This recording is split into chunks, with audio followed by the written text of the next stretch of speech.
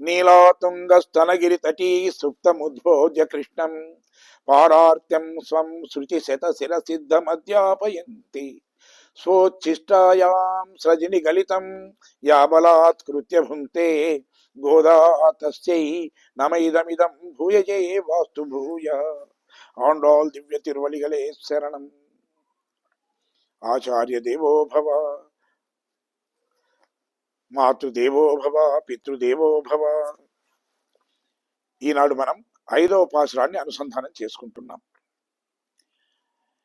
మాయనై మన్ను వడమదురై మైందనై தூய பெருநீர் யமுனை துறைவனை ஆயர் குலத்தினில் தோன்றும் மணி விளக்கை தாயை குடல் விளக்கும் செய்த தாமோதரனை தூயோமாய் வந்து நாம் தூமிலர் தூவித்து வாயினால் பாடி மனத்தினால் சிந்திக்க போய பிஜையும் புகு தருவா நின்னரவும் தூயினேல் தூஷாகும் చెప్పేలోరెంబావాయ్. ఆండాల్ దివ్య తిరువలిగలే శరణం. ఈనాటి పాశురంలో అమ్మవారు భగవన్నామాన్ని జపించడం వల్ల మన పాపాలు తొలగిపోతాయి అని చెప్తున్నారు. ముఖ్యంగా ఏమిటి అంటే భగవంతుని నామస్మరణ చేయడానికి కొన్ని ఆటంకాలు ఏర్పడుతూ ఉంటాయి మనకు. అవి ఏమి అంటే తాపత్రయాలు అంటాం. తాపత్రయాలు అంటే ఏమిటి? ఒకటి ఆధ్యాత్మికము అని అంటాం. అంటే మన శరీరానికి ఏదో కష్టం కలగడం, లేదా ఒక రోగం రావడం కానీ, మనసు బాగాలేకపోవడం కానీ, అంటే మన శరీరంతో మనం కష్టపడడం. దానివల్ల కూడా మనం పరమాత్ముని యొక్క నామాన్ని మనం చక్కగా జపించలేము, మన భక్తిని పరమాత్మనే చూపించలేము, భక్తి కుదరదు. ఇక రెండవది ఏమిటి చూస్తే అంటే అది మనకు ఆది భౌతికము అంటాం. ఆది భౌతికము అంటే ఏమిటి? మనం బాగానే ఉంటాం, కానీ మన వాళ్ళ వాళ్ళకైనా ఆరోగ్యం బాగా లేకున్నా, లేదా మన వాళ్ళ వాళ్ళైనా కష్టాల్లో ఉన్నప్పటికీ మనం ఏమిటంటే మన మనస్సు అనేది స్థిరంగా ఉండదు, మన మనస్సును పరమాత్ముడి మీద నిలకడగా ఉంచలేం. కాబట్టి ఇది అడ్డంకే. ఇంకోటి ఆది దైవికము అని అంటాం. అంటే మన ప్రమేయం లేకుండానే అసలు ఏమిటి కరువులు రావడం, కాటకాలు రావడం, అగ్ని ప్రమాదాలు జరగడం, లేదా అతివృష్టి అనావృష్టి ఇలాంటివి అనేకంగా జరుగుతూ ఉంటాయి. వీటి వల్ల కూడా మన మనస్సు స్థిరంగా ఉండదు. కాబట్టి పరమాత్ముడి నామాన్ని ఉచ్చరించడానికి, పరమాత్ముడి నామాన్ని జపించడానికి మనకు కొంచెం ఇబ్బంది ఏర్పడవచ్చు. కానీ పరమాత్ముని యొక్క నామాన్ని మనం జపిస్తే దీనివల్ల మనకి ఇలాంటి కష్టాలన్నీ కూడా తొలగిపోతాయి. పరమాత్ముని ఒక అవ్యాజమైన ప్రేమ అనురాగాలను మనం అందుకోవడానికి అది ఉండే అడ్డంకులను తొలగిస్తుంది అని చెప్పి అమ్మ మనకి ఇందులో చెప్పారు. అంటే ముఖ్యంగా మనకి ఏమిటి అంటే అర్థపంచక జ్ఞానం అనేది కావాలి.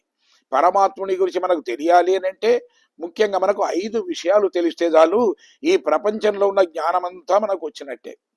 ఏమిటి అవి అంటే ఒకటి స్వస్వరూప జ్ఞానము అంటాం. అంటే దీన్నే ఆత్మస్వరూప జ్ఞానము అంటాం.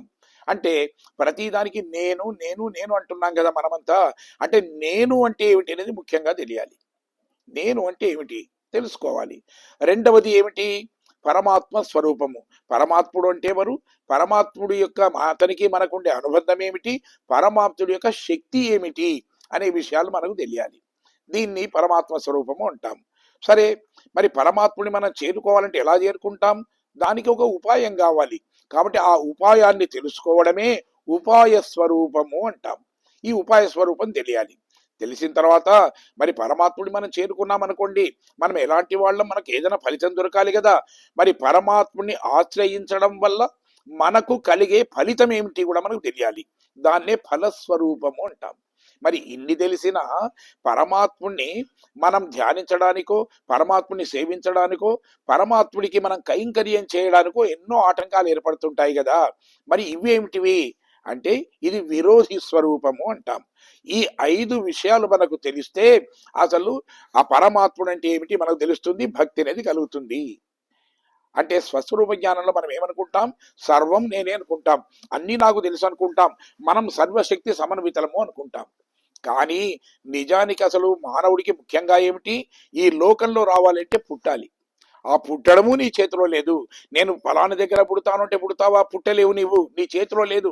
కాదు నేను ఒక 15 రోజులాగో నెల రోజులాగో మరణిస్తాను అంటే ఆగుతావా? ఆగవు. అంటే జననము నీ చేతిలో లేదు, మరణము నీ చేతిలో లేదు, ఇంకా నేను గొప్పవాడిని అనుకోవడం ఏమిటి? కాబట్టి మనకుండేటువంటి బలం కూడా శాశ్వతమైంది కాదు. మనకు కేవలం పరిమితమైనటువంటి శక్తులు మాత్రమే కలిగిన వాళ్ళు అనేటువంటి జ్ఞానం కలగడమే అది ఆత్మస్వరూప జ్ఞానము లేదా స్వస్వరూప జ్ఞానము అని అంటాం. ఇక రెండవది ఏమిటి అంటే పరమాత్మ స్వరూపం. మరి పరమాత్ముడు ఎలాంటి వాడు అంటే వేదాలు శాస్త్రాలలో చెప్తున్నాడు. పరమాత్ముడు సర్వశక్తి సమన్వితుడు. మన జీవితాలన్నీ కూడా పరమాత్మ మీదనే ఆధారపడి ఉన్నాయి, అతని అనుగ్రహం మీదనే ఆధారపడి ఉన్నాయి అని తెలుసుకోవడమే పరమాత్మ స్వరూపము అని అంటాం మనం. ఇక మూడవది ఉపాయ స్వరూపం. మరి పరమాత్ముని ఎలా చేరుకోవాలి అంటే కేవలం భక్తి మాత్రమే సాధనం.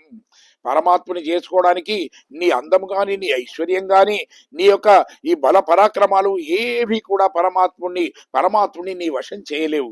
కేవలం భక్తి ఒక్కటి మాత్రమే పరమాత్ముడికి దృష్టి నీ మీద పడేట్టుగా చేసి అతని అనుగ్రహం నీ మీద పడేట్టుగా చేస్తుంది. కాబట్టి మనకి ఉపాయ స్వరూపం కూడా ఒకటి తెలియాలి. తర్వాత ఫలస్వరూపం. మరి ఏంటి ఫలితం ఏమిటి అంటే ఇక్కడ ఉన్నంత కాలం మనం సుఖంగా ఉండి ఇక్కడ ఉండేటువంటి అన్ని కూడా అనుభవించి ఆనందంగా ఉండడమే కాదు, ఈ శరీరాన్ని వదిలిన తరువాత కూడా ఊర్ధ్వలోకాలకు వెళ్ళినప్పుడు వైకుంఠానికి వెళ్ళి అక్కడ అనంతమైనటువంటి ఆనందాన్ని పొందేటువంటి స్థితిని కలిగిస్తాడు పరమాత్ముడు. కాబట్టి ఆ ఫలస్వరూపం అది కూడా మనకు తెలియాలి. ఇక విరోధి స్వరూపం అంటాం. ఇన్ని తెలిసినా ఎందుకు పోలేకపోతున్నాం పరమాత్ముడి దగ్గరికి? ఎందుకు ఆటంకాలు ఏర్పడుతున్నాయి? ఈ విధంగా ఆటంకాలు ఏర్పడేదాన్నే మనం దాన్ని విరోధి స్వరూపము అంటాం. కాబట్టి ఈ 5 విషయాలు ముఖ్యంగా మనకు తెలిస్తే ప్రపంచంలో ఉన్న ఆధ్యాత్మికమైనటువంటి అన్ని విషయాలు మనకు తెలిసినట్టే. అయితే సరే, మన గురించి మనం తెలుసుకున్నాం. మరి పరమాత్ముడి గురించి తెలుసుకోవాలంటే పరమాత్ముడు ఎక్కడ ఉన్నాడు కూడా మనకు తెలియాలి కదా. ఎక్కడ ఉంటాడు పరమాత్ముడు? మనకి ఏం చెప్తుంది శాస్త్రం అనంటే అసలు పర అంటాం, అంటే పరవాసుదేవుడు అంటాం. వైకుంఠంలో ఉంటాడు స్వామి. కానీ అక్కడికి ఎవ్వరు కూడా వెళ్ళలేరు. మధ్యన విరజా నది అనే ఒక నది ఉంటుంది. ఆ నదిని దాటిన వాళ్ళు తిరిగి రాలేరు. కాబట్టి బ్రహ్మదేవుడంతటి వాడు కూడా ఆ నదిని దాటి వెళ్ళి వైకుంఠానికి వెళ్ళి మళ్ళీ తిరిగి రాలేడు.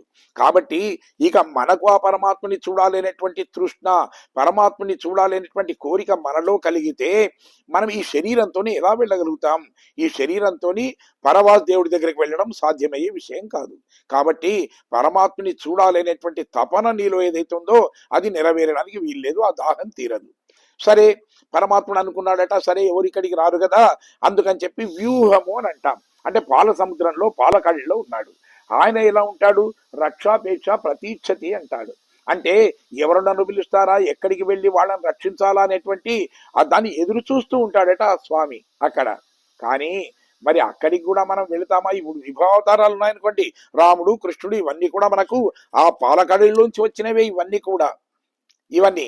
కానీ మరి అలా అక్కడ ఉండేటువంటి స్వామి ఎలాంటి వాడయ్యా అంటే పరవాసుదేవుడు ఈ ప్రకృతిలో ఉండే తేమ లాంటి వాడైతే అక్కడ ఉండేటువంటి ఆయన ఎలాంటి వాడు? మేఘంలో ఉండే నీళ్ళ లాంటి వాడు. మనకు దప్పిక అయిందనుకోండి, నల్లని మేఘాన్ని చూసి ఓహో ఈ మేఘం ఇక్కడ వర్షిస్తుంది, నా దప్పిక చల్లారుతుంది అంటే మేఘం ఇక్కడ వర్షిస్తుందో లేదా మరెక్కడ వర్షిస్తుందో కూడా మనకు తెలియదు. ఎందుకు అంటే అసలు అలాగే పరమాత్ముడు కూడా అసలు ఏది గాలికి ఆ మేఘం ఎటన్నా వెళ్ళిపోవచ్చు, ఇంకెక్కడన్నా వర్షించవచ్చు. అలాగే పరమాత్ముడు కూడా మనకన్నా ఎక్కువ ఆర్తితో ఎవరైనా పిలిస్తే లేదా మనకన్నా ఎక్కువ బాధల్లో ఎవరైనా ఉంటే అక్కడ అవతరించవచ్చు. కాబట్టి పరమాత్ముని చూస్తాను అనేటువంటి ఆ విషయం అనేది అది మనకు తీరుతుందో లేదో కూడా మనకు తెలియదు. సరే, ఇది కూడా కాదు. మరి తర్వాత ఏం చేశాడు స్వామి? విభవం అన్నాం. అంటే రాముడిగా కృష్ణుడుగా ఈ విధంగా అవతరించాడు ఇక్కడికి. కానీ ఇప్పుడున్నారా? రాముడు లేడు, కృష్ణుడు లేడు.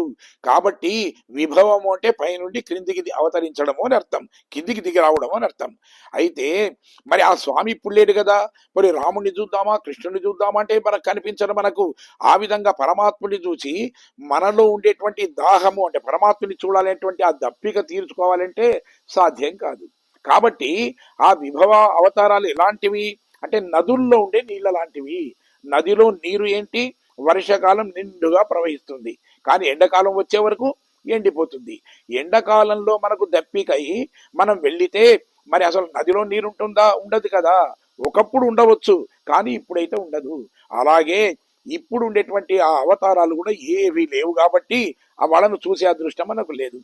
ఇది కూడా కాదు అని చెప్పి ఏం చేశాడు పరమాత్ముడు అంటే తాను అన్ని జీవాలలో అంతర్యామిగా ఉన్నాడు.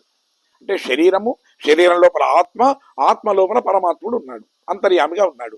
కానీ మనకుండే ఇంద్రియాలతోని లోపల ఉన్నటువంటి ఆ పరమాత్మను చూసే శక్తి లేదు. బాహ్యంగా అంటే బయట ఉండేటువంటి వస్తువులనే చూడగలుగుతాం, కానీ మన శరీరంలో ఉండేటువంటి ఆ పరమాత్మని చూసే శక్తి అనేది మన ఇంద్రియాలకు లేదు. కాబట్టి ఆ పరమాత్ముడు మనలో ఉన్నప్పటికీ ఎలాంటి వాడు ఆయన అంటే భూగర్భ జలాల లాంటి వాడు.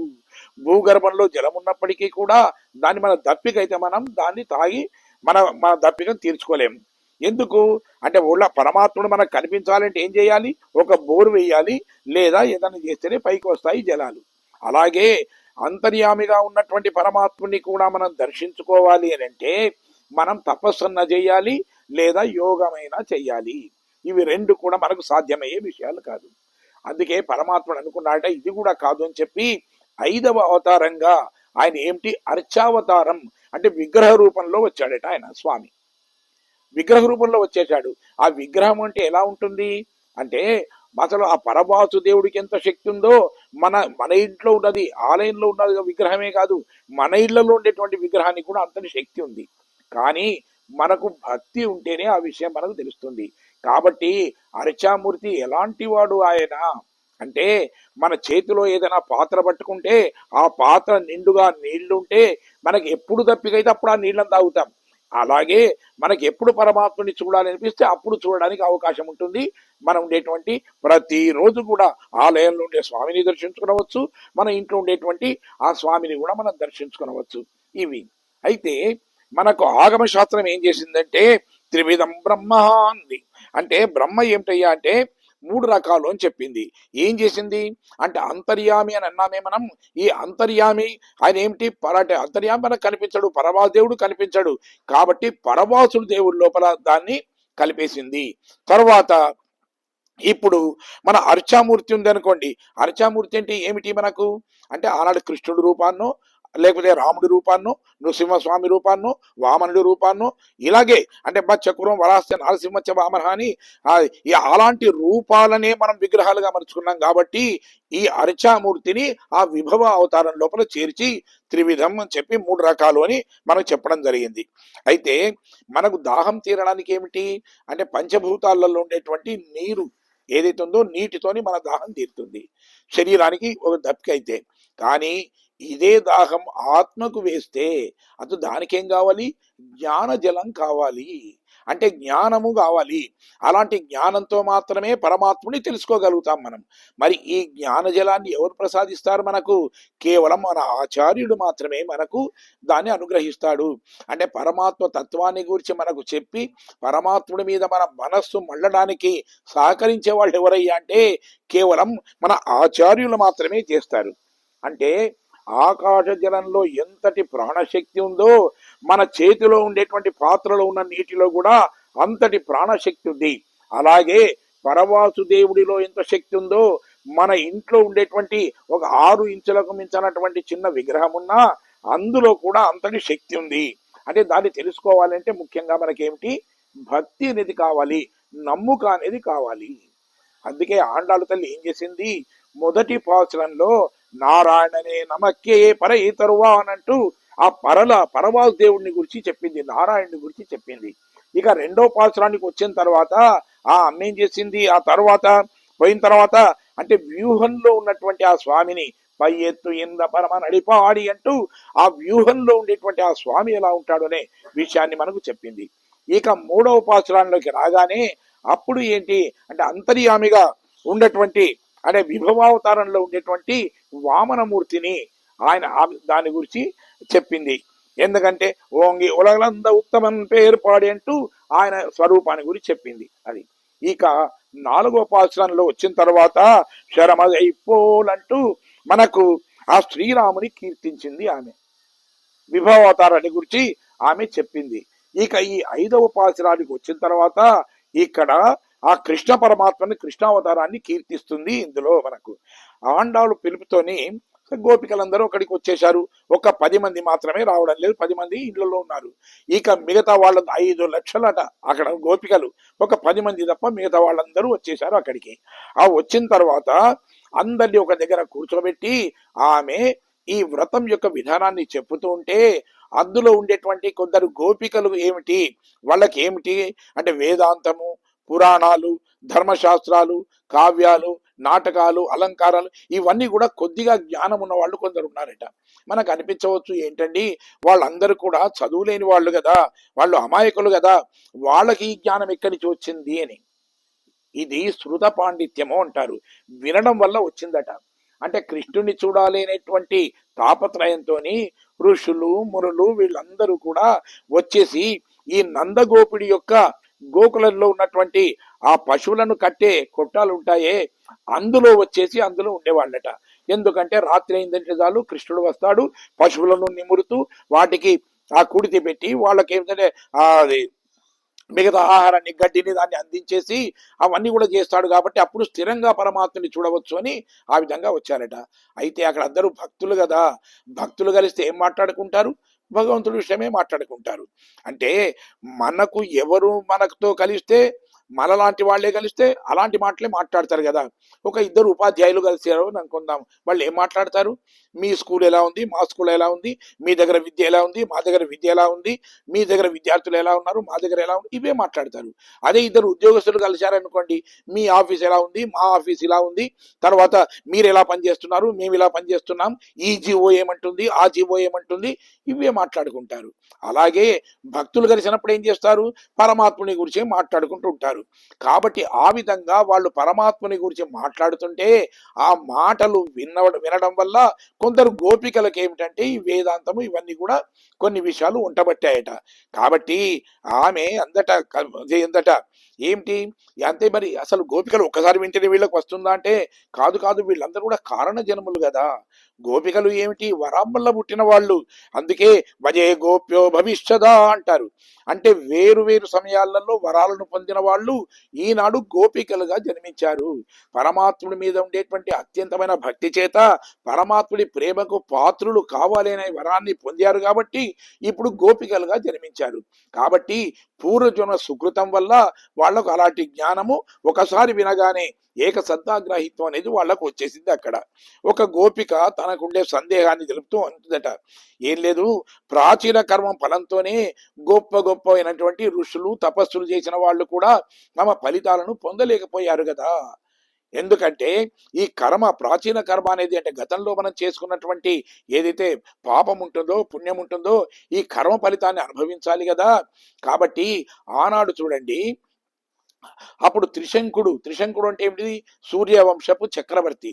అంటే మన రామచంద్రమూర్తికి ఆయన పూర్వీకుడు. ఆయన ఈ బొందితోని అంటే శరీరంతో స్వర్గానికి వెళ్ళాలి అనుకున్నాడట.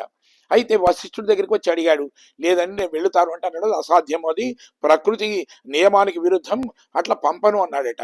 వెంటనే విశ్వామిత్రుడి దగ్గరికి వచ్చాడు. విశ్వామిత్రుడు అన్నాడు, సరే నేను పంపిస్తాను అన్నాడు. తన తపశక్తి చేత అతన్ని స్వర్గానికి పంపించేశాడు. స్వర్గానికి వెళ్ళిన తర్వాత అక్కడ ఉండి అన్నారు, ఇదేంటిది, నియమానికి విరుద్ధం కదా, ఇక్కడ ఉండడానికి వీలు లేదు అంటే అతన్ని తోసేశారు. అతను గిరికీలు తిరుగుతూ తిరుగుతూ తిరుగుతూ వస్తూ విశ్వామిత్రుడిని ప్రార్థించాడు, స్వామి అని అన్నాడు. వెంటనే విశ్వామిత్రుడు చూసి అన్నాడు, ఓహో, స్వర్గంలో వాళ్ళు తోసేస్తే ఏం పోయింది, నేను నీకు వేరొక స్వర్గాన్ని నేను నిర్మిస్తాను అని చెప్పి త్రిశంకు స్వర్గము అని ఒకటి నిర్మించేసి అక్కడ ఉంచాడట. అంటే బొందితోని ఈ విధంగా పంపిస్తాను అని చెప్పి విశ్వామిత్రుడు అనుకున్నప్పటికీ కూడా, అంత తపశక్తి సంపన్నుడు అయినప్పటికీ కూడా అతనికి కూడా సాధ్యం కాలేదు కదా. కాబట్టి అనుకున్న పనులన్నీ నెరవేరుతాయి అని చెప్పి చేయడానికి వీల్లేదు. ఎందుకంటే శ్రేయాంసి బహువిజ్ఞాని భవంతి మహతామపి అంటారు. ఎంత గొప్ప వాళ్ళకైనప్పటికీ కూడా మంచి పని చేయాలంటే అనేక కష్టాలు వస్తాయి, అవి తొందరగా నెరవేరవు ఎవరికైనా అని. అది అంటే ఆనాడు కూడా శ్రీరామచంద్రుడికి పట్టాభిషేకం చెయ్యాలి అనుకున్నాడు దశరథుడు. సరే, మరి ఆ దశరథుడు మన సామాన్యుడా, కాదు కాదు, ఆయన చక్రవర్తే కాదు, శంభరాసురుడంతటి వాడిని కూడా ఆయన యుద్ధం చేసి ఆ యుద్ధంలో అతన్ని జయించినవాడు. అంటే అంత గొప్పవాడు ఆయన. అంతేకాకుండా ఇక ముహూర్తం ఎవరు పెట్టారు మరి, వశిష్ఠుడు పెట్టాడు. వశిష్ఠుడు ఎవరు? బ్రహ్మ ఋషి ఆయన. ఆయన మాటకు తిరుగులేదు కదా. మరి ఆ విధంగా ముహూర్తం పెట్టినప్పటికీ కూడా అదే ముహూర్తానికి రామచంద్రుడికి పట్టాభిషేకం జరగాల. అలా జరగకుండా చివరకు వనవాసానికి వెళ్ళేట్టుగా చేశారు. అయినా మరి ఏమిటి అంటే వశిష్ఠుడు సామాన్యుడు కాదు కదా. కేవలం తన మాట చేత విశ్వామిత్రుని బ్రహ్మ ఋషిని చేసినంతటి గొప్పవాడు. మరి ఎందుకు అతని పెట్టినటువంటి ముహూర్తం అనేది ఎందుకు ఇది కాలేదు? పోనీ ప్రజలకు ఇష్టం లేదేమో అందుకనే కాలేదేమో అనుకుంటే అలా కూడా కాదు కదా. ఎందుకంటే జ్యేష్టం శ్రేష్ఠ గుణయుక్తం అంటాడు. అంటే గుణవంతుడైనటువంటి రాముడిని నేను రాజుగా చేస్తాను అని ఎప్పుడైతే ఈ విధంగా దశరథుడు ప్రకటించగానే అక్కడ వశిష్ఠుడే కాదు ప్రజలంతా కూడా ముక్త కంఠంతో అన్నారట, ఇచ్చామోహ మహాబాహుం రఘువీరం మహాబలం గజేర మహతాయాంతం రామం చిత్రావృతాననం అంటారు. ఆహా, ఆ రామచంద్రుడు మాకు రాజు అవుతాడు ఎంత సంతోషంగా అంటూ వాళ్ళందరూ కరతాళ ధ్వనులు చేస్తుంటే అసలు ఆ సభ అంటే మొత్తం అసలు వణికిపోయిందట ఆ సభాభవనం అంతా. మరి అంత హర్షాన్ని వాళ్ళు వ్యక్తపరిచారు. ఇటు చక్రవర్తికి ఉంది, పెట్టినవాడు బ్రహ్మ ఋషి, ప్రజలకు ఇష్టం ఉంది. అయినా మరి రాముడు ఎందుకంటే అదే సమయంలో తాను పట్టాభిషేకం చేసుకోవడానికి బదులు వనవాసానికి వెళ్ళవలసినటువంటి స్థితి ఏర్పడింది. పోనీ ఆమె అంతేనా అంటే పోనీ చివరకు కైకేయి మరి ఏమనుకుంది, తన కుమారుడైనటువంటి భరతుడు రాజు కావాలి అనుకుంది. మరి అదైనా నెరవేరిందా? అది నెరవేరలేదు. ఏమైంది? చివరకు రాముని పాదుకలు సింహాసనం మీద ఉండి పరిపాలన చేయవలసి వచ్చింది. కాబట్టి మనం అనుకున్న ఎన్ని నెరవేరుతాయని చెప్పడానికి వీల్లేదు కదా. అలాగే ఇప్పుడు కూడా మనం వెళ్ళి దీన్ని నిరాటంకంగా చేద్దాము అనంటే ఈ వ్రతాన్ని పూర్తి చేద్దామంటే మన కర్మ ఎలా ఉందో ఇది అవుతుందో కాదో అని చెప్పి అనుమానాన్ని వ్యక్తపరిచిందట. అంటే దీని గురించి మనకు రామాయణంలో ముఖ్యంగా భోజుడు చక్కగా దీన్ని వర్ణించాడు. ఏంటంటే ఈ విధంగా ఎప్పుడైతే ఈ అరణ్యవాసానికి వెళ్ళాలి అనుకుంటాడో అన్న తర్వాత తండ్రి ఆజ్ఞను నెరవేర్చడానికి రామచంద్రుడు వెళుతూ తల్లి అనుజ్ఞ తీసుకోవడానికి ఆ తల్లి దగ్గరికి వచ్చి పాదాభివందనం చేశాడట. చేసి అమ్మా ఇది నాన్నగారి ఇది ఆదేశం కాబట్టి నేను వనవాసానికి వెళుతున్నాను అన్నాడట. ఇంకా అతని చేతికి వశిష్ఠుడు కట్టినటువంటి కంకణం అలాగే ఉంది. రాజపట్టాభిషేకానికి కంకణం కట్టుకోవాలి కాబట్టి కట్టుకున్నాడు, అలాగే ఉంది. దాన్ని చూడగానే ఆమె అందట ఒకసారి కొంచెం కళ్ళలో నీళ్లు తీసుకుంటూ అందట ఆమె అసలు ఏమిటి, అసలు వశిష్ఠుల వారు ఏమనుకొని కట్టారు అని చేతికి. అతని మనస్సు లోపల నీవు రాజు కావాలనేటువంటి భావన లేనట్టుంది. లేకపోతే మహర్షి యొక్క ఆ మాట అసలు నెరవేరకుండా పోతుందా? ఏదో మీ నాన్నగారు అన్నారు కాబట్టి మీ నాన్నగారి మాటకు ఎదురు చెప్పవద్దు కాబట్టి ఏదో కంకణం పైకి ఏదో సంకల్పం చదివాడేమో గాని మనస్సులో మాత్రం నీవు అరణ్యానికి వెళ్ళాలనే ఉందేమో. కాంతార కందకరణం రచయితి నూనం ఆబద్ధవాన్ ప్రసరం భగవాన్ వశిష్ఠ అంటాడు. అంటే అడవికి వెళ్ళి దుంపలు దవ్వుకోమని చెప్పి కట్టాడు ఏమో నాయనా అంటూ ఈ విధంగా కళ్ళ నీళ్లు తీసుకుందట. అంటే దీని వెనుక కూడా మనకేంటంటే ఒక చాలా గొప్పనైనటువంటి అర్థం ఉంది. కాంత అంటే ఎవరు? కాంతారం అన్నాడు. కాంత అంటే ఎవరు?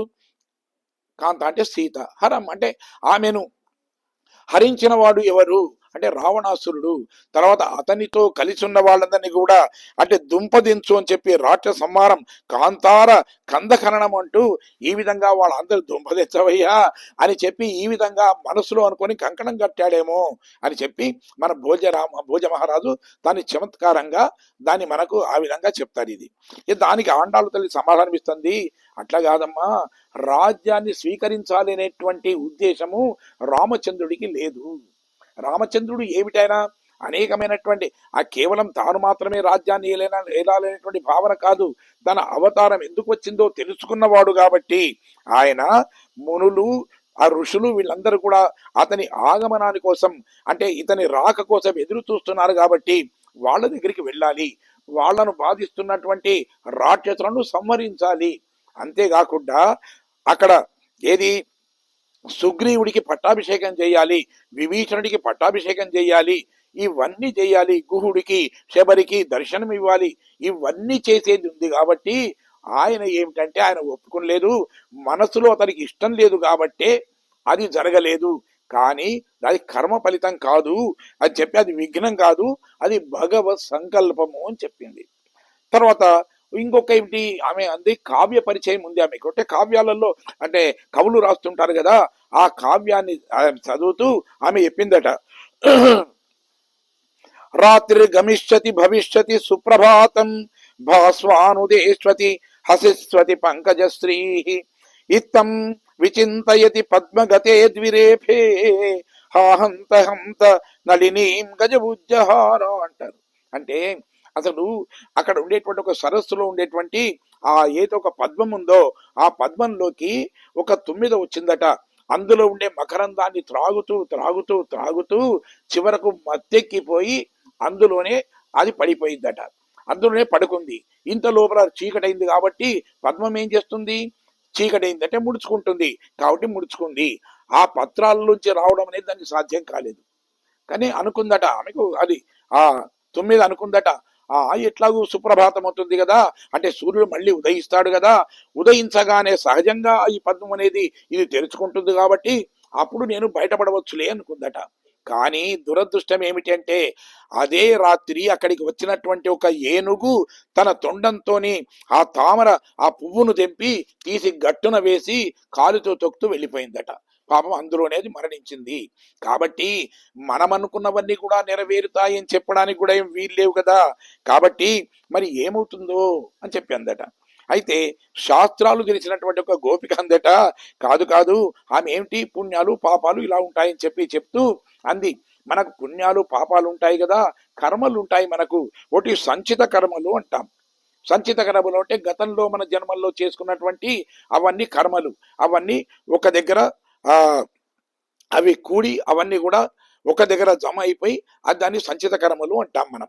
అవన్నీ కూడా తర్వాత వాటిని సరే పరమాత్ముడు కొంతవరకు వాటిని తొలగించగలుగుతాడు. కానీ అందులో కొన్ని మనకి ఎలా ఉంటాయి అని అంటే మరికొన్ని తప్పకుండా అనుభవించవలసినవి కొన్ని ఉంటాయట. దాన్ని ప్రారబ్ధ కర్మలు అని అంటాం. అవశ్యం అనుభోక్తవ్యం కృతం కర్మ శుభాశుభం అంటుంది శాస్త్రం. అంటే నువ్వు ఎన్ని కర్మలు ఉన్నప్పటికీ కూడా ఏదైతే ప్రారబ్ధ కర్మ ఉందో ఆ ప్రారబ్ధ కర్మను మనము తప్పకుండా అనుభవించవలసిందే, అనుభవిస్తేనే కానీ అది తీరదు అని చెప్పి మనం చెప్తున్నారు. ఇంకోటి ఆగామి కర్మ అంటాం. అంటే భవిష్యత్తులో మనం చేసేది.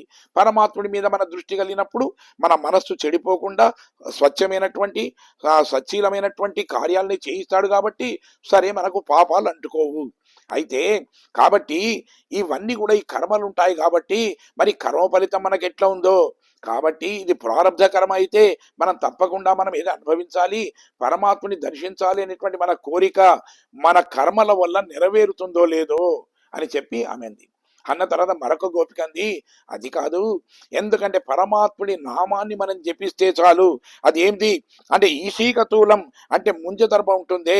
ఈశీకతూలం అగ్నౌ ప్రోతం ప్రదూయేత ఏవం హాస్య సర్వే పాప్మాన ప్రమాయంతే అంటారు. ప్రదూయంతే అని అంటే చాందోపనిషత్తు చెప్తున్నది.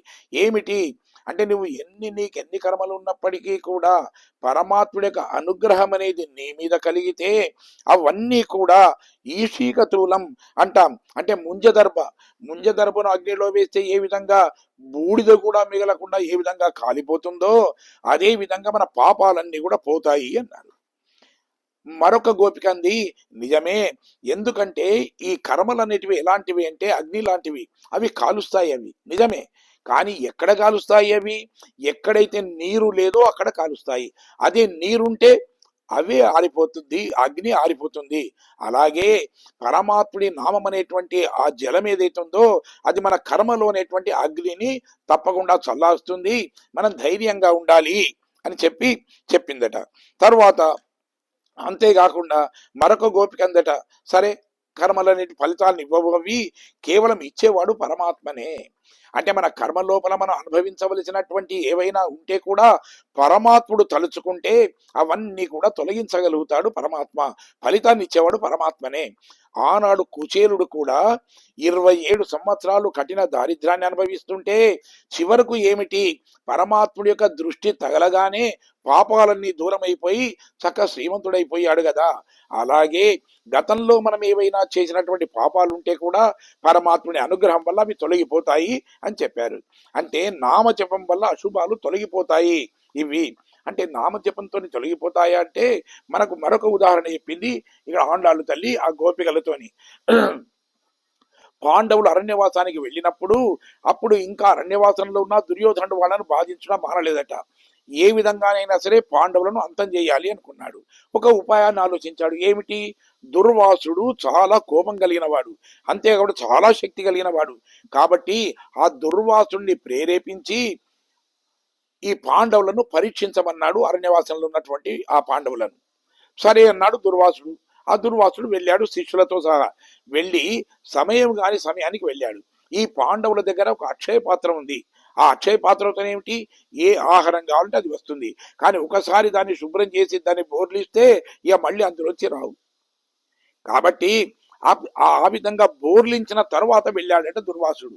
వెళ్ళి తన శిష్య బృందంతో వెళ్ళి అన్నాడు, నేను వీళ్ళందరితో నేను భోజనానికి వస్తున్నాను, భోజనాలు సిద్ధం చేయండి అని చెప్పి మళ్ళీ మాట్లాడకుండా ఆ నదిలో స్నానం చేయడానికి వెళ్ళాడట. ఒక్కసారి పాండవులు భయపడిపోయారు. ద్రౌపది భయపడిపోయింది. ఎట్లా? దుర్వాసుడు చాలా కోపిష్టి, వచ్చి ఏం శపిస్తాడో ఏం జరుగుతుందో, మరి ఏదైనా పెడదామా అంటే ఏమిటి? ఇప్పుడు అక్షయ పాత్రలోంచి ఏమీ రాదు. ఏం చెయ్యాలి చెప్పి విచారిస్తుంటే అదే సమయంలో కృష్ణుడు ప్రత్యక్షమయ్యాడట. అయ్యి అన్నాడట, చెల్లమ్మ నాకు బాగా ఆకలిగా ఉంది, ఏమైనా పెట్టవా అన్నాడట. వీని అందట, ఏంటిది? ఇదివరకే దుర్వాసుడు వచ్చి ఈ విధంగా ఆయన లేని పరీక్ష పెట్టిపోతున్నాడు, ఇంకా నీవు కూడా వచ్చి అడుగుతున్నావా? నేను ఏం చెయ్యాలి?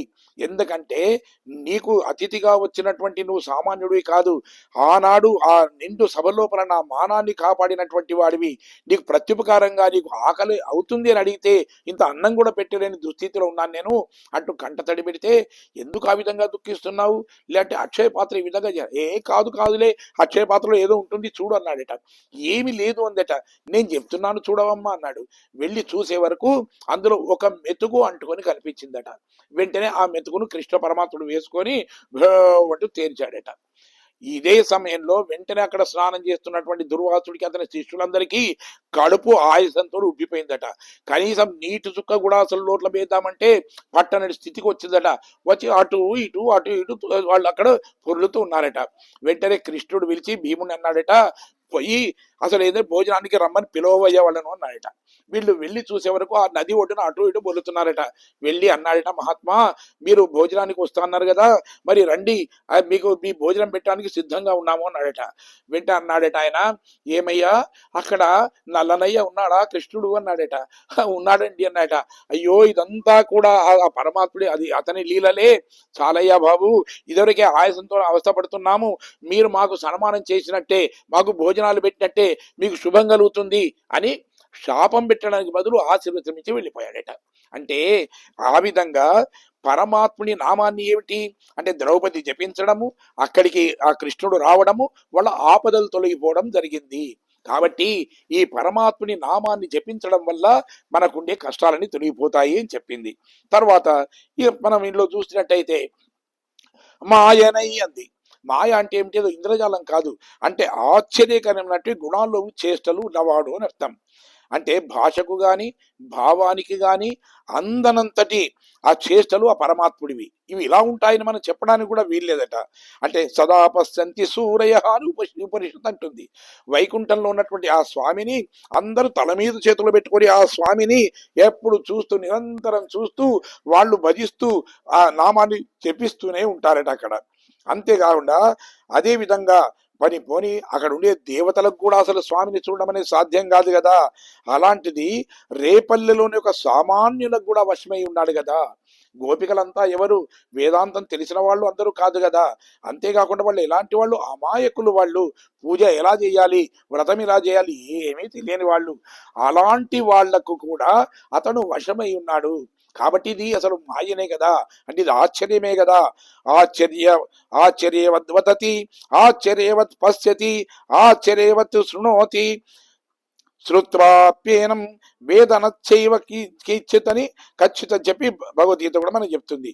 అంటే అసలు పరమాత్ముడి లీలవి మనం వర్ణించడానికి కానీ చెప్పడానికి కానీ చూడడానికి కానీ అసలు ఇవేవి కూడా మనం భాషకు కానీ భావానికి కానీ అందనంతటి చేస్తులయ్యా అంటారు.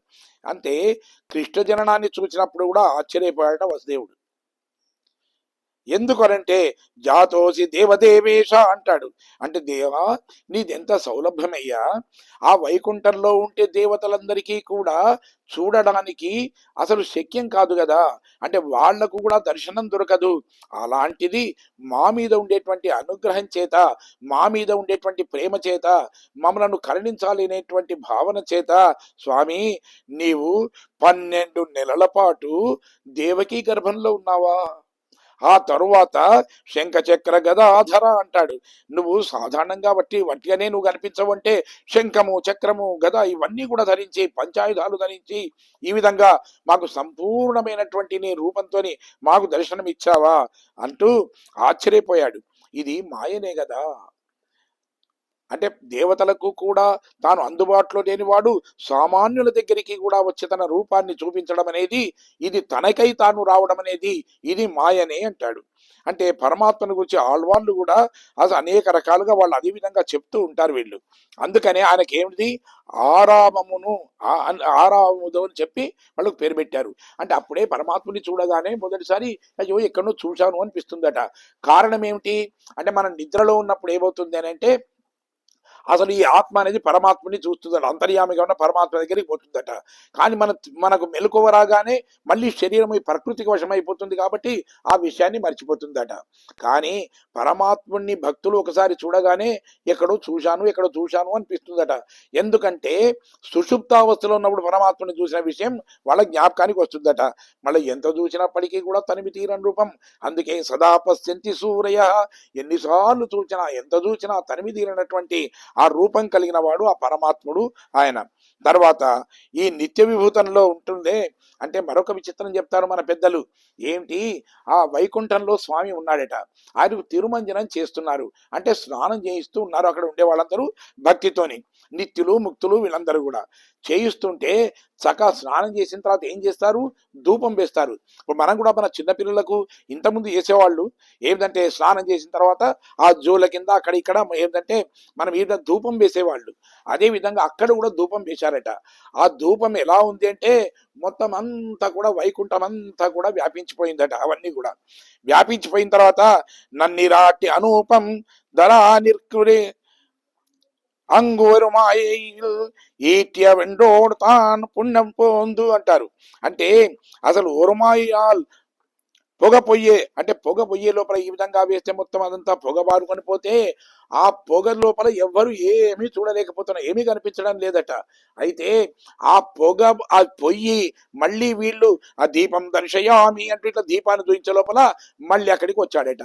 అంటే ఈ మధ్యకాలంలో ఏం చేశాడు పరమాత్ముడు, ఈ భూలోకానికి వచ్చి కృష్ణుడిగా అవతరించి 120 సంవత్సరాలు ఇక్కడ ఉండి అది దుష్ట శిక్షణ చేసి శిష్టులను రక్షించి చివరకు మళ్ళీ ఆ వాళ్ళందరికీ దర్శనం ఇవ్వాలి కాబట్టి ఆ పొగ పొయ్యే లోపల మళ్ళీ అక్కడికి వెళ్ళాడట. ఇది కూడా మాయనే కదా ఇది అంటారు. అంటే దైవీహేష గుణమయి అని మమ మాయా దురత్యయ మామవే మామేవయ ప్రబద్యంతే మాయామేతాంతరంతి అని మనకు ఈ భగవంతుడు చెప్తాడు. అంటే సత్వ తత రజో తమో గుణాత్మకమైనటువంటి ఈ మాయను ఎవరు కూడా దాటలేరు. అంటే పరమాత్ముడు మాత్రమే మనలో ఉండేటువంటి ఈ 3 గుణాలను ఈ తొలగించి సత్వగుణాన్ని మాత్రమే తాను ఇవ్వగలుగుతాడు. కానీ మిగతా వాళ్ళు ఎవ్వరు కూడా దీన్ని చేయలేరు, ఎవరు కూడా తొలగించలేరు అని చెప్తారు. అంతేకాకుండా ఆయన ఎలా ఉంటాయి అంటే ఆశ్చర్యకరమైన చేష్టలు ఉంటాయి. దాన్నే మన వాళ్ళు మాయా అంటారు. లోకానాం సుఖశం స్థిత్వాత్ దామాత్ దామోదరం విధు అంటారు.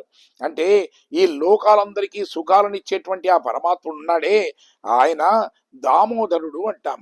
అంటే ఈ లోకాలందరికీ కూడా సుఖాలను ఇచ్చేవాడు అని అర్థం. అంతేకాకుండా ఆయన లోపల ఈ లోకాలన్నీ ఉన్నాయి అనేటువంటి మరొక అర్థం కూడా అది ఇస్తాయి. అంటే దామాన్ లోకనామాని భాంతియ సోదరాంతరే అని చెప్పి అంటారు. అంటే ఆయన లోపల లోకాలన్నీ కూడా ఉన్నాయి, అంటే ఈ చతుర్దశ భువనాలన్నీ కూడా ఆ స్వామి లోపలనే ఉన్నాయి అనే విషయాన్ని మనం చెప్తారు. కాబట్టి దామోదరుడు అంటారు అని ఒకటి ఉంటే, యశోద చేత దామం అంటే తాడు, ఆ విధంగా మొలకు తాడు కట్టబడి ఆయన ఉన్నాడు కాబట్టి అతన్ని దామోదరుడు అనేటువంటి పేరు అనేది అది ఉంది అని చెప్పి మనందరూ మన పెద్దలందరూ మనకు చెప్పారు. అంటే నిజానికి చూడండి ఆ సభ లోపల ఏమిటి, ఆ రాయభారానికి వెళ్ళినటువంటి కృష్ణ పరమాత్మను దుర్యోధనుడు తాను తాళ్లతో కట్టివేయాలి అనుకున్నాడు. కానీ అంత బలవంతులు అంత శక్తివంతులైనప్పటికీ వాళ్లకు కూడా అది సాధ్యం కాలేదు. అది కానీ ఏమిటి? ప్రేమ్నా దదామ పరిణామ జుషాబంధ అంటారు. అంటే ప్రేమ అనేటువంటి తాడుతోని యశోద కట్టి వేస్తే కట్టుబడ్డాడు ఆయన. అంటే తన శక్తికి, దుర్యోధనాదుల శక్తికి కాదు, కేవలం ప్రేమ పాశానికి బద్ధుడైపోయాడు ఆ స్వామి. కాబట్టి ఇక్కడ మనకి ఏం చెప్తున్నారు అంటే కృపయా ఆసీత్ స్వబంధనే అంటారు. మరి పోనీ ఆమె కట్టిందా అంటే నిజానికి ఆమె చేత కట్టుబడ్డాడా?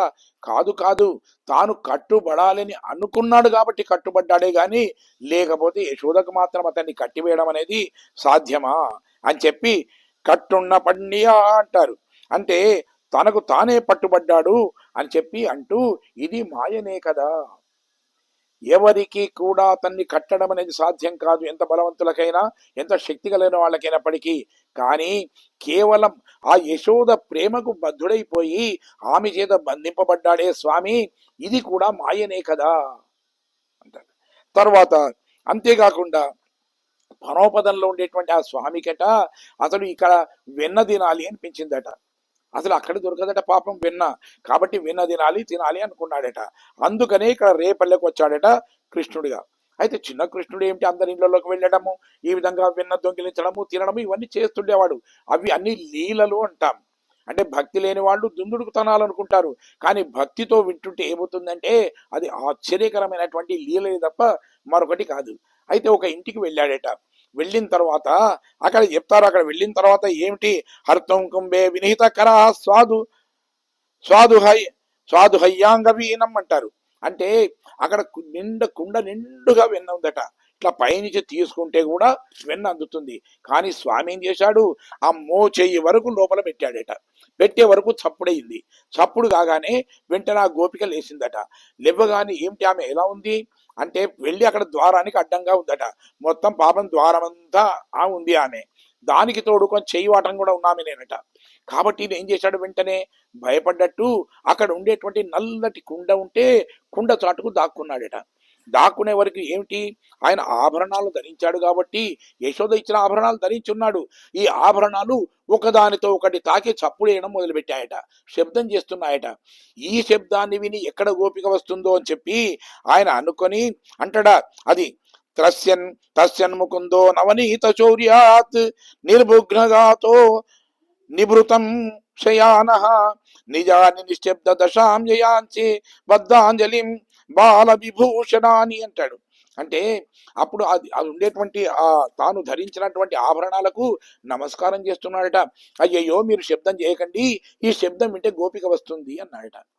చూడండి, మొత్తం అసలు ప్రపంచమంతా కూడా పరమాత్ముడికి భయపడుతుంటే అందరు కూడా తల మీద చేతులు పెట్టుకొని, అంటే బద్ధాంజలి పుట హృష్టానమ ఇత్యేవాదిన అని అందరూ తల మీద చేతులు పెట్టుకొని ఆ స్వామిని భయంతో అందరూ అర్చిస్తుంటే, ఈ స్వామి ఏం చేస్తున్నాడు? ఇప్పుడు తాను ధరించినటువంటి ఈ నగలకు తాను నమస్కారం చేస్తున్నాడట, శబ్దం చేయకండి అని. ఇది కూడా మాయనే కదా, ఇది ఆశ్చర్యకరమైనటువంటి చేష్టనే కదా. ఆనాడు యుద్ధం చేయన్నాడు అర్జునుడితోని, తాను ప్రతిజ్ఞ చేశాడు. కానీ యుద్ధం చేయకపోవచ్చు, కానీ రథాన్ని నడిపిస్తున్నప్పుడు గుర్రాలను ఆ కోళ్ళతోని కొడుతూ ఉంటే ఆ చక్రాల కింద పడి ఎంత శత్రు సైన్యం నాశనం అయిపోయింది. తాను స్వయంగా చేయకపోవచ్చు, కానీ రథాన్ని నడిపించడం ద్వారా ఎంతో సైన్యాన్ని సంహారం చేశాడు కదా. కాబట్టి ఇది కూడా ఇది మాయనే అంటారు. అందుకే నమ్మాళ్ళ వాళ్ళు అంటారు, పుగజోం పక్షిపోం పుగజోం పక్షియోం అంటాడు, పక్షయోం అని. అంటే పరమాత్మను కూడా కీర్తిస్తున్నాం అనుకుంటే అది స్వామిని కించపరచడమేనట. మనం అనుకుంటున్నాం స్వామిని ఇంద్రుడు చంద్రుడు ఈ విధంగా అంటాం, స్వామి నీకు ఇలాంటి వాడివి అలాంటి వాడివి అని అంటాం మనం. కానీ అసలు నిజానికి వీళ్ళెవరూ కూడా పరమాత్ముడితో సమానమైన వాళ్ళు కాదు కదా. కాబట్టి వాళ్లతో పోల్చడం కూడా అతన్ని కించపరచడమే అంటారు ఆళ్వార్లు. ఇప్పుడు ఉదాహరణకు చూడండి, ఒక జిల్లాను పరిపాలించిన కలెక్టర్ ఉన్నాడు అనుకోండి. ఆ కలెక్టర్ను చూసి, అయ్యా నువ్వు నాకు చాలా సహాయం చేశావండి, మా ఊర్లో ఉండేటువంటి రెవెన్యూ ఇన్స్పెక్టర్ అంతటి వాడి వినువంటే అది పొగిడినట్ట తిట్టినట్ట? అది కాబట్టి పొగడం కాదు కదా, కించపరచడమే కదా. అలాగే అది లోకాలకన్నిటికీ కూడా ఆ అధిపతి అయినటువంటి ఆ స్వామిని నువ్వు చంద్రుడితో సమానము, నువ్వు ఇంద్రుడు అలాంటి వాడివి అనడం కూడా ఓ విధంగా అది కించపరచడమే అంటారు ఇవి. సరే, ఈ విధంగా ఇవన్నీ కూడా మాయనై, అంటే ఇవన్నీ మాయలు కదా అంటూ అతని యొక్క పరమాత్ముడి యొక్క కృష్ణుడి యొక్క మాయలను ఆమె కీర్తిస్తుంది. ఆమె తర్వాత మన్నువడ మధురై అంటారు. అంటే నిత్యము కూడా ఆ భగవంతుని సంబంధం కలిగినటువంటి మధురలో ఉంటున్నాడు కాబట్టి మధురను కీర్తిస్తున్నారు. నిజానికి ఏమిటి, పరమాత్ముడు ఎక్కడ ఉంటే దాన్ని వైకుంఠం అంటాం. ఇప్పుడు పరమాత్ముడు ఎక్కడ ఉన్నాడు, రేపల్లెలో ఉన్నాడు, మధురా నగరానికి వచ్చాడు. కాబట్టి ఈ మధురా నగరము, ఈ రేపల్లి ఏవైతే ఉన్నాయో ఇవే వైకుంఠం, అంటే స్వామి ఉన్నటువంటి ఆ మధురనే వైకుంఠము అని చెప్పి ఆ ఆమె దాని ఆ వైకుంఠాన్ని కీర్తిస్తుంది. అది మధురా నామ నగరి పుణ్య పాపహరి శుభ యశ్చాం జాతో జగన్నాథ సాక్షాత్ విష్ణు సనాతన అంటారు. అంటే ఋషులు కూడా మధురను ఆ విధంగానే వాళ్ళు కొనియాడుతూ ఉంటారు. ఈ మధుర అనేది సిద్ధాశ్రమం అట. దీన్ని వామనుడు తపస్సు చేసినటువంటి ఆశ్రమం. అంతేకాకుండా శత్రుఘ్నుడు లవణాసురుడు అనే వాడిని చంపి అతని కుమారుడైనటువంటి మధువు పేరు మీద ఈ నగరాన్ని నిర్మించాడట. అందుకే దీన్ని మధుర అని అంటారు. ఈ మధుర శ్రీకృష్ణుడి రాజధాని, అంటే శ్రీకృష్ణుడు పాలన రాజధాని. అంటే రాజు ఎక్కడుంటే అదే రాజధాని. కాబట్టి కృష్ణుడు ఉన్నదే అది వైకుంఠం అని అంటాం మనం. అంటే సనాతుడైనటువంటి పరమాత్మ ఈ రోజునే పుట్టినట్టు ఈ మధురా నగరంలో పుట్టాడు. శ్రీరాముడు అయోధ్యలో జన్మించాడు. కానీ ఎలా జన్మించాడు, సాధారణమైనటువంటి మానవుడిగా జన్మించాడు. అంటే తల్లి గర్భవాసంలో ఉన్నాడు కృష్ణులాగే, కానీ 2 చేతులతో 2 కాళ్లతోని ఒక సామాన్యమైన బాలుడు ఏ విధంగా జన్మిస్తాడో అలాగే జన్మించాడు. కానీ కానీ ఇక్కడ కృష్ణుడు ఏమిటిది, తమస పరోధాత శంఖ చక్ర గదాధర, అంటే శంఖము చక్రము గద ధరించి, అంటే గతంలో ఎన్ని అవతారాలు ఎత్తినప్పటికీ కూడా సంపూర్ణంగా ఈ విధంగా ఈ అవతారాలతోని ఈ విధంగా ఆయుధాలతోనే ఆయన జన్మించలేదు. కేవలం కృష్ణావతారంలో మాత్రమే అతడు సంపూర్ణమైనటువంటి నారాయణుడిగా తాను అవతరించాడు. కాబట్టి ఈ మధురలో జన్మించాడు. కాబట్టి మధుర ఎంత పుణ్యస్థలము అంటూ మధురను ఈ విధంగా కీర్తిస్తున్నారు. మైందనై అన్నారు, అంటే బలశాలి అంటున్నాడు. అంటే కృష్ణుడి యొక్క బలాన్ని పొగుడుతూ ఆమె ఏంది అంటే దానికి మరొక అర్థం కూడా ఉంది, రాజు అని బిడ్డ అని కూడా అర్థాలు ఉన్నాయి. అందుకే ఈయన ఎలాంటి బలశాలి అంటే యవ్వనం రాకంటే ముందరే కంసుల్ని చంపినటువంటి బలశాలి. అదో చిన్నతనంలోనే కంసుల్ని సంహారం చేశాడు కదా, కాబట్టి అలాంటి బలశాలి. అంతేకాకుండా చాణుగుణ్ణి, కులయాపీడం అనేటువంటి భయంకరమైన ఏనుగును కూడా చిన్నతనంలోనే సంహరించాడు కాబట్టి ఈయన బలశాలి అంటుంది. మరి రెండవది, రాజు కాకపోయినప్పటికీ కూడా రాజులాగే నియమించగలిగిన వాడు ఆయన. కాబట్టి ఈయన రాజు కాడు, కానీ రాజు ఏ విధంగా అయితే చేస్తాడో మగుటం లేని రాజు ఈయన. కాబట్టి ఈయన రాజు అని. మూడవది ఏమిటి అంటే మధురలో జన్మించినటువంటి బిడ్డ. కాబట్టి ఈ మైందనయ్య అనేది 3 పేర్లు ఈ విధంగా 3 రకాలుగా కూడా ఈ కృష్ణుడికి వర్తిస్తాయి అని చెప్పింది. అలా తూయ పేరు నీరు యమునై తురైవని అంటారు. అంటే పరిశుద్ధమైనటువంటి జలాలు కలిగినటువంటి అగాధమైనటువంటి జలాలు కలిగినటువంటి యమునా నది తీరంలో విహరించేవాడా అని చెప్పి ఆ స్వామిని కీర్తిస్తున్నది ఈ గోదా గోపిక. ఇది పరమాత్మ పరోపదాన్ని వదిలిన తర్వాత ఆయన ఏమిటి మధురలో అవతరించాడు కృష్ణుడిగా. అయితే స్వామి వస్తే స్వామి వెంట ఉండేటువంటి ఆ పడకంలో ఆదిశేషుడు ఉంటాడా, ఆదిశేషుడు బలరాముడుగా వచ్చాడు. తర్వాత అక్కడ ఉండే వైకుంఠం ఏమిటి, మధురా నగరంగా ఇక్కడికి వచ్చేసింది. అక్కడ ఉండేటువంటి నది ఏదైతే ఉందో ఆ విరజా నది యమునా నదిగా వచ్చిందట ఇక్కడికి. కాబట్టి ఆ యమునా తీరంలో విహరిస్తూ ఉంటాడు స్వామి అని చెప్పి ఆ యమునను కూడా ఈ విధంగా పొగుడుతుంది ఈమె. రాముని కాలం లోపల విరజా నది ఏమిటి, సరయూ నదిగా వచ్చేసింది. అది తర్వాత ఇప్పుడు ఏమిటి అది అంటే ఆ యమున కాగా ఇక్కడికి వచ్చేసిందట.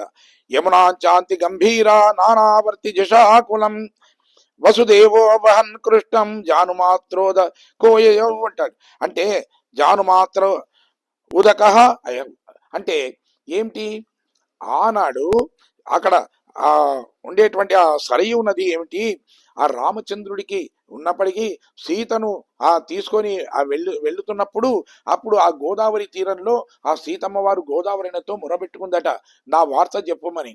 కానీ ఆమె రావణుడికి భయపడి చెప్పలేదట. కానీ ఇక్కడ ఉండేటువంటి ఈ యమునా నది ఏమిటి అంటే యమునా నది ఆ కృష్ణ పరమాత్ముడికి తాను సహకరిస్తున్నది. అప్పుడు సరయూ నది సహకరించలేదు, గోదావరి సహకరించలేదు. కానీ ఇప్పుడు ఏమిటి, ఇది సహకరిస్తుందట. ఎప్పుడైతే కృష్ణుడు పుట్టిన తర్వాత ఈ ఇక్కడ మధురా నగరం నుంచి రేపల్లెకు తీసుకుని వెళ్ళేటప్పుడు ఒక గంప లోపల పెట్టేసుకొని ఆ కృష్ణుడిని పట్టుకొని ఆ యమునా నది దాటుతున్నాడట. యమున ఎలా ఉంది, పరవళ్ళు దొక్కుతూ అది ప్రవహిస్తుంది నిండుగా. అయినప్పటికీ కూడా ఎప్పుడైతే ఈ విధంగా ఆ వసుదేవుడు ఆ వాసుదేవుణ్ణి అంటే ఆ కృష్ణుడిని తన తల మీద పెట్టుకొని అడుగు వేస్తుంటే అది చీలిపోయి దారిచ్చిందట. అంటే కేవలం మోకాళ్ళ ముంటి నీళ్లు మాత్రమే అందులో దారి కనిపించాయట అవి. అంటే చూడండి ఎంత విచిత్రం ఇది. అంటే పరమాత్ముడికి ఆ విధంగా సహకరించింది. ఎందుకు ఆ విధంగా సహకరించింది అంటే మన పెద్దలు చెప్తారు, ఆనాడు రామచంద్రుడు లంకా నగరానికి వెళ్ళాలి అనుకున్నప్పుడు ఆయన సముద్రుణ్ణి 3 రోజులు ప్రార్థించాడు. ఏమిటి అంటే, నేను ఈ సముద్రాన్ని దాటి నా సైన్యంతో సహా ఏ విధంగా వెళ్ళగలుగుతానో నాకు దారి చూయించు అన్నాడు. అంటే 3 రోజులు ఆయన ప్రాయోపవేశం చేసినా అది అనుగ్రహించలేదు, సముద్రుడు ఉలకలేదు, పలకలేదు. వెంటనే రాముడి కోపం వచ్చి, ఏంటి అతను అసమర్థుడు అనుకుంటున్నాడా, శాపమానే సౌమిత్రే విషాంచ విషరూపమానం చెప్పి ఆయన సాగరం శోషయిష్యామి అంటే ఈ సముద్రంలో ఓ నీటి పొట్టు కూడా లేకుండా ఒక బాణంతో చేస్తాను, నా సైన్యాన్నంతా నడిపించుకుంటాను వెళుతాను అంటే భయపడినటువంటి సముద్రుడు ఆ సముద్రాన్ని దాటడానికి మార్గాన్ని చెప్పాడు. అయితే ఇక్కడ ఏమిటంటే తన భర్త చేసినటువంటి తప్పును ఈ యమున చేయదలుచుకోలేదట. యమునకు భర్త ఎవరు, సముద్రుడే కదా. ఇవన్నీ వెళ్ళి సముద్రంలో కలుస్తాయి కాబట్టి ఇవన్నీ కూడా భార్యలు, సముద్రము, భర్త అని చెప్పి మన పెద్దలు ఆ విధంగా చెప్తారు. కాబట్టి తన భర్త చేసినట్టు తప్పును చేయకుండా ఇప్పుడు ఆ కృష్ణ పరమాత్ముడు దాన్ని దాటడానికి అది సహకరించిందట. అది అంతేకాకుండా క్షిప్రం రామాయ సత్వం సీతాం హరతి రావణ హంస కారణ బాకీర్ణం వందే గోదావరి నది అని చెప్పి ఆమె సీతమ్మ ప్రార్థించింది గోదావరి నదిని. నేను ఇట్లా రావణుని అపహరించి తీసుకొని పోతున్నాడమ్మా, ఈ విషయాన్ని రామచంద్రుడు వస్తే అది చెప్పు అని. కానీ రావణుడికి భయపడి చెప్పలేదు ఆమె. కానీ యమునా నది ఏమిటి, ఆ నది ఒడ్డుననే మధురా నగరం ఉంది. ఆ మధురా నగరాన్ని పరిపాలిస్తున్నవాడు కంసుడు. అతను లోకకంటకుడు, మొత్తం ముల్లోకాలను కూడా అతడు భయపెడుతున్నటువంటి వాడు. అయినప్పటికీ అంత దూరంలో ఉన్నటువంటి ఆ గోదావరి భయపడింది ఆనాడు రావణుడికి. కానీ ఇప్పుడు మాత్రం ఈ యమునా నది ఏమాత్రం కూడా భయపడకుండా ఈ కృష్ణుడు ఈ విధంగా దాన్ని దాటడానికి తన మార్గాన్ని ఇచ్చింది ఇది. కాబట్టి అది మరి తరువాత మరొక విషయం, ఈ విధంగా కృష్ణుని తీసుకొని వెళుతున్నప్పుడు పైనుంచి వర్షం వచ్చింది అంటారు. మనకు అనిపిస్తుంది ఏమిటి, భగవంతుడంతటి వాడు తాను సంకల్పించి ఈ విధంగా నదిని దాటుతూ వెళుతుంటే ఆదిశేషుడు పైన పడగలాగా పట్టుకొని ఉంటే ఈ మేఘాలకు ఎంత ధైర్యం, ఈ విధంగా వర్షిస్తాయా మేఘాలు అంటే కాదట. ఎందుకంటే మేఘాలు ఒకసారి పరమాత్ముడి దగ్గరికి వెళ్ళి అన్నాయట, స్వామి అసలు మాకేదైనా ఒక గుర్తింపు తీసుకురండి అందట. అనగానే అన్నాడు, సరే మీ విద్యుక్త ధర్మాన్ని మీరు నిర్వర్తించండి, సరే మీకు శాశ్వతమైన కీర్తి కలిగేట్టుగా చేస్తాను అన్నాడట. అన్న తర్వాత సరే అవి వెళ్ళిపోయిన తర్వాత వాటికి ఇచ్చిన మాట ప్రకారంగా తాను త్రేతాయుగంలో రామచంద్రుడిగా జన్మించినప్పుడు ఎలా జన్మించాడు అంటే మేఘాలకు ఎలాంటి రంగు ఉంటుందో అలాంటి రంగుతో జన్మించాడు రామచంద్రుడు. అందుకని మరి పోనీ మేఘాల కీర్తి వచ్చేసింది కదా, ఆయన నీల మేఘశ్యాముడు అంటాం కదా, కాబట్టి ఆ విధంగా కీర్తి వచ్చేసింది వాటికి. అయితే మేఘాలు అనుకున్నాయట, మరి అన్నాడుగా ఆ విధంగా జన్మించాడా లేదా చూద్దామనంటే అది చైత్రమాసంలో మేఘాలు ఉండవు, మేఘాలు రావడానికి ఇంద్రుడు అంగీకరించాడు. కాబట్టి పాపం బిక్కుమంటే అలాగే ఉండిపోయాయట. కానీ ఇప్పుడు జన్మించింది ఎప్పుడు, భాద్రపద మాసంలో జన్మించాడు కదా ఈయన. కాబట్టి ఇప్పుడు ఎలా ఉంటుంది అంటే మొత్తము మేఘావృతమై ఉంటుంది ఆకాశం అంతా కూడా. కాబట్టి ఆ మేఘాలన్నీ కూడా ఈ విధంగా కృష్ణ పరమాత్మను అందులో ఉండేటువంటి ఆ గంపలో పెట్టుకొని తీసుకుని వెళుతుంటే ఆ తట్టలో ఆ పరమాత్ముని యొక్క ముఖాన్ని చూచిన తర్వాత ఆనంద బాష్పాలు రాల్చాయట. అవి ఆనందంతో అవి వర్షిస్తున్నాయట. ఆహా, స్వామి మాకు ఎంత కీర్తి తీసుకొని వచ్చాడు, మాకు చెప్పినట్టుగానే పూర్తిగా మా వర్ణంలోనే ఈ విధంగా జన్మించాడు అని అవి ఆనందిస్తుంటే ఆనంద బాష్పాలు రాలాయి అని చెప్తారు మనకు. అదే తర్వాత మరి వసుదేవుడు ఏం చేశాడు, తాను ఉండేటువంటి ఆ గంప లోపల కృష్ణ పరమాత్ముని తీసుకొని వెళుతున్నప్పుడు ఈ 2 చేతులు ఈ విధంగా గంపను పట్టుకున్నాడట. ఈ విధంగా ఆ వసుదేవుడు అందులో ఈ విధంగా వేలు పెడితే ఆ గంపలో ఉన్న ఆ చిన్ని కృష్ణుడు ఆ వేళ్లను పట్టుకున్నాడట. పరమాత్ముడే చేయి పట్టుకున్న తర్వాత ఇంకా ఏముంటుంది? ఇంకా అడ్డంకంటూ ఏముంటుందా? అసలు అసలు ఏదైనా గాని అంటే ప్రకృతి మొత్తం కూడా వశం కావాల్సిందే కదా. అందుకే యమునా నది ఆ వసుదేవుడికి ఆ విధంగా అది మార్గాన్ని ఇచ్చింది. ఆయర్ కులత్తినిల్ తోన్నం అని విలక్కై అంటారు. అంటే గోపవంశ మందు జన్మించినటువంటి మణిదీపమా అంటారు. మణిదీపము అనడంలో ఆ అర్థం ఏమిటంటే వట్టి దీపం అయితే కొంచెంసేపు వెలుగుతుంది, కొంచెం తక్కువగా వెలుగుతుంది, లేదా అది ఒక్కోసారి ఆరిపోతుంది. కానీ మణి అనేది ఎప్పటికీ ప్రకాశిస్తూనే ఉంటుంది. కాబట్టి ఈయన కూడా ఆ గోపవంశంలో అదే విధంగా నిరంతరం కూడా ప్రకాశించేవాడు అని చెప్పి ఆ విధంగా మణిదీపమా అంటారు. అయితే మొన్న కూడా చెప్పుకున్నాం, పరమాత్ముడికి ఏంటంటే పాపం ఆ వైకుంఠంలో ఆయన ఆయన 6 గుణాలు ఉంటాయి. అంటే షడ్గుణ సంపూర్ణుడు అంటాం మనం, అందుకే భగవంతుడు అంటాం. మరి ఉన్నా కానీ ఆయనలో ఉండే దయ కానీ, తర్వాత ఈ కరుణ కానీ, వాత్సల్యం కానీ, ఇవేవి కూడా క్షమాగుణం కానీ ఇవేవి కూడా ప్రకాశించలేదు.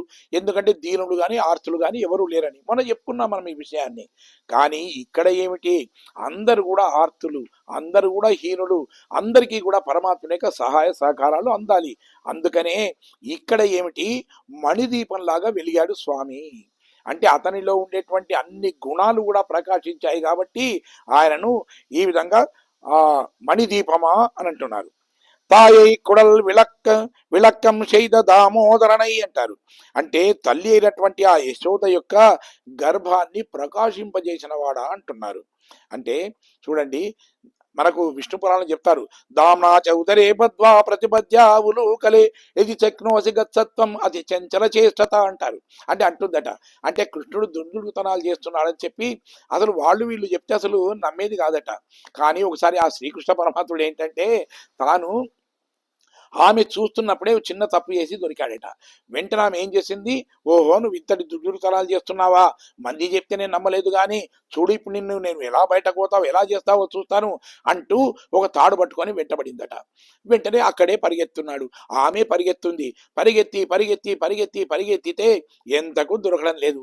పోనీ వదిలి పెడదామా అంటే ఇట్లా చేయి దాప్తేదాలు అందుతాడేమో అన్నంత దూరంలోనే ఉన్నాడు. కాబట్టి వదలడం కూడా ఆమెకు బుద్ధి పుట్టడం లేదు.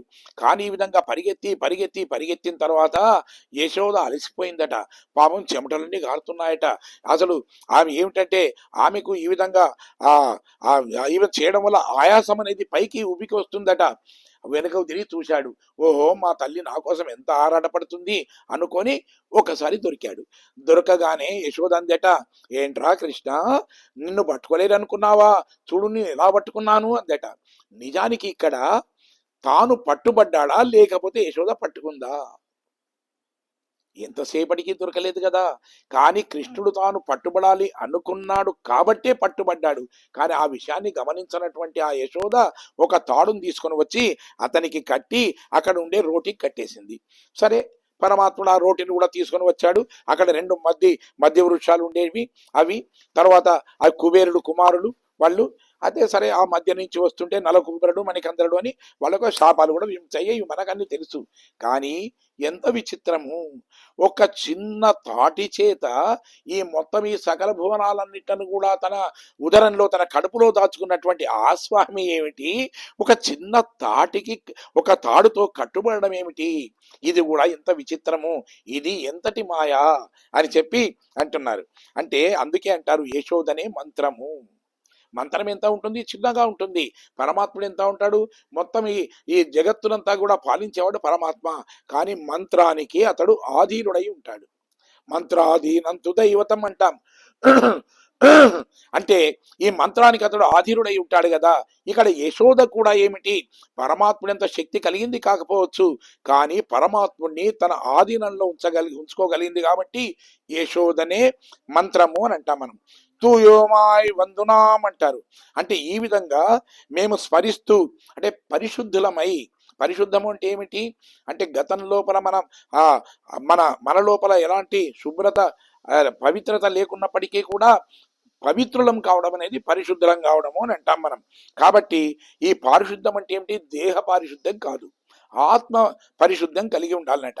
నిజానికి భగవంతుడికి కావాల్సింది అయ్యో నేను స్నానం చేయలేదని బాధ కాదు, అంటే ఈ దేహం పైన మనం కడుక్కోవడం కాదు, లోపల ఉండే ఆత్మను శుద్ధి చేసుకోవాలి అంటారు. ఎందుకంటే ఆనాడు విభీషణుడు శ్రీరామచంద్రుడి శరణాగతి అయి అక్కడ ఆ సముద్రం పైన ఉండి రాముడికి శరణాగతి అయినప్పుడు ఏంటి ఏమైనా స్నానం చేసి వచ్చాడా, కాళ్లకు చెప్పులు కూడా ఉన్నాయి ఆయనకు, అయినా రామా శరణు అంటే ఓహో వీడు పవిత్రుడని నేను భావిస్తున్నానయ్యా అన్నాడు. అర్జునుడు యుద్ధరంగం లోపల తాను ఈ భగవద్గీతను వినేటప్పుడు ఏంటి స్నానం చేసి విన్నాడా, కాదు. ఆయన అంటే యుద్ధరంగంలో ఉన్నాడు ఆయన, అయినా ఆయన పరిశుద్ధం అంటే ఆత్మ పరిశుద్ధంగా ఉంది కాబట్టి పరమాత్మ చేశాడు. పోనీ ద్రౌపదికి మాన సంరక్షణ చేసినప్పుడు ఆమె ఏమిటి, ఏకవస్త్ర ఆమె అయినప్పటికీ ఆమె స్వామి అని ప్రార్థిస్తే ఆమెను కాపాడాడు. అంటే పరమాత్ముడికి కావలసింది దేహ పారిశుద్ధ్యత కాదు, అంటే దేహ పారిశుద్ధ్యం చేయవద్దని కాదు నేను చెప్పేది, దీనికన్నా కూడా ఆత్మ పరిశుద్ధత అనేది చాలా చాలా చాలా ముఖ్యమైనది అని మనం చెప్పుకుంటున్నాం. అయితే ఈ కృష్ణ పరమాత్మను సేవిస్తే పాపాలన్నీ ఈవిడ పోతాయి అని చెప్పి నమ్మిన వాళ్ళు ఈ గోపికలు. తాము ఒక 4 అడుగులు వేస్తే చాలట పరమాత్మ అయ్యో అయ్యో అని చెప్పి బాధపడతాడట. ఆనాడు ఋషులు మునులందరూ కూడా రామచంద్రుడి దగ్గరికి నడిచి వస్తే అయ్యో అంత దూరం నుంచి నడిచి వచ్చారా అన్నాడట. గుహుడు నడిచి వస్తే నా కోసం ఇంత కష్టపడి నడిచావా అని చెప్పి హృదయంలో బాధపడ్డాడట ఆయన. అలాగే మనం కూడా నడిస్తే పరమాత్ముడు బాధపడతాడేమో అని అనుకున్నప్పటికీ పరమాత్ముని త్వరగా చూడాలి అనేటువంటి ఆ ఆతృతతోని వాళ్ళు ఆ విధంగా అందరూ కలిసి పరమాత్ముడి దగ్గరికి వెళ్తున్నారట. తూమలరు తొవి తొజుదు అంటారు, అంటే పరిశుద్ధంగా ఉండేటువంటి పుష్పాలను సమర్పించాలి అని అంటారు. అంటే పుష్పాలు అంటే ఏమిటి, నిజానికి మొన్న కూడా చెప్పుకున్నాం మనం, అంటే పుష్పాలు సమర్పించడము, నామ సంకీర్తన చేయడము, ఇవన్నీ చేతులతో అర్చించడం అనేది. కానీ పుష్పాలు అంటే మనకు కనిపించే పుష్పాలతో పూజిస్తాం, కానీ దానికన్నా ముఖ్యమైనది ఏంటంటే మనోపుష్పము అంటాం. అంటే నీ మనస్సే పుష్పంగా ఉండాలి. అహింస ప్రథమం పుష్పమింద్రియ నిగ్రహ, సర్వభూతదయా పుష్పం, క్షమా పుష్పం విశేషత, జ్ఞాన పుష్పం, తప పుష్పం, ధ్యాన పుష్పం తదైవ చ, సత్యమష్టవిధం పుష్పం, విష్ణో వ్రత కరం భవేత్, ప్రీతికరం భవేత్ అంటారు. అంటే అహింస, ఇంద్రియ నిగ్రహము, సర్వభూత దయ, క్షమ, జ్ఞానము, తపస్సు, సత్యము, ధ్యానము, ఇవి 8 పుష్పాలట. వీటితోని మనం పరమాత్మని అర్చించాలి. అంటే మన హృదయం అనేది పవిత్రంగా ఉండాలి. ఇట్లా చేస్తేనే, అంటే నోటితో పాడితే చాలు, పరమాత్మని నామ సంకీర్తన చేస్తే చాలు, మనలో ఉండేటువంటి వాయనాల్ పాడి మనత్తినాల్ సిందిక్క, అంటే మనం అందరం కూడా నడిచి వెళ్ళి స్వామికి బాధ కలిగిస్తే అయ్యో నేనే వెళ్ళవలసిన వాడిని కదా వీళ్ళు వచ్చారని బాధపడమే కాకుండా ఆయన మన నోటితో స్వామి నామాలను కీర్తిస్తే అప్పుడు మన కోరికలన్నీ కూడా ఆయన పరమాత్ముడు దయతో తీరుస్తాడు. పోయే పిజుయం పెగుదరవా నిన్నరవం తీసాగం, అంటే ముందు చేసినటువంటి లేదా తర్వాత మనకు రాబోయేటువంటి పాపాలు ఏవైనా ఉన్నట్టయితే అవి అగ్నిలో పడిన దూదిలాగా అవన్నీ కూడా నశించిపోతాయి. భగవత్ ప్రాప్తికి ఆటంకం కలిగించేటువంటి ఆ పాపాలన్నీ కూడా నశించిపోతాయి. అందుకనే చెప్పండి అంది. ఏం చెప్పమంది ఆమె, మాయావి అది మధురా నాయక, యమునా తీర విహార, నందవ్రజ మంగళ దీప, యశోదా గర్భ ప్రకాశక, దామోదర అంటూ ఈ విధంగా మాయావి నుంచి మొదలు పెట్టుకొని దామోదర అనేంత వరకు ఈ నామాలను ఆమె కీర్తిస్తూ ఆ గోపికల చేత కూడా ఆమె ఈ విధంగా నామ సంకీర్తన చేయించింది. అంటే పరమాత్ముని నామాన్ని జపించడం వల్ల మనకుండే పాపాలన్నీ తొలగిపోయి పరమాత్ముని అనుగ్రహం మన మీద కలుగుతుంది అని చెప్పి ఈ గోదాదేవి ఈ పాసన మనందరికీ చెప్పింది. సరే, ఈ వ్రతానికి ఉపక్రమిద్దామని గోపికలందరూ అనుకున్నారు. ఇక ఈ వ్రతం ఇంతవరకు ఏమిటి, దాని ముందు కావలసినటువంటి ఇవన్నీ కూడా సమకూర్చుకోవడం అంటాం. ఇక రేపటి నుండి వ్రతం అనేది ప్రారంభమవుతుంది. కాబట్టి అది ఎలా ఉంటుంది అనేది మనం రేపటి పాసనలో తెలుసుకుందాం. జై శ్రీమన్నారాయణ. మంగళం కౌశలేంద్రాయ మహనీయ గుణాత్మనే చక్రవర్తి తనూజాయ సార్వభౌమాయ మంగళం.